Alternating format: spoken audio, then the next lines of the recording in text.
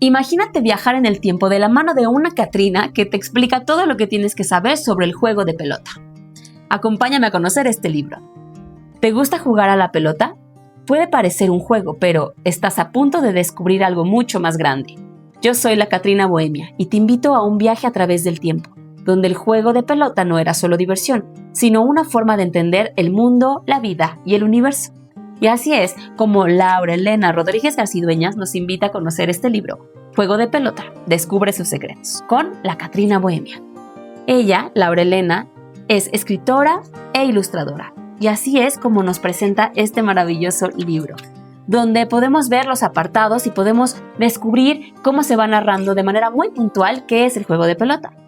Empiezan las vacaciones y podemos ver a esta Catrina que intenta conocer más sobre todas las tradiciones y la cultura mexicana a través de este juego maravilloso que es el juego de pelota. Este es un libro que también es una colaboración con Dani Metzkoal, que nos ayuda y nos explica cómo se hace este juego de manera tradicional. Me encanta porque está siempre acompañado de ilustraciones que nos permiten imaginarnos cómo era antiguamente y también entender cómo se hace de manera actual.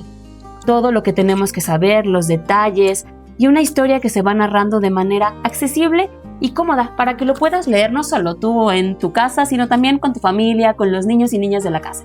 Así que ya sabes, si quieres una opción diferente para aprender sobre la cultura, solo escríbenos y te contamos cómo puedes conseguir este libro y te dejamos las redes de los colaboradores aquí abajo.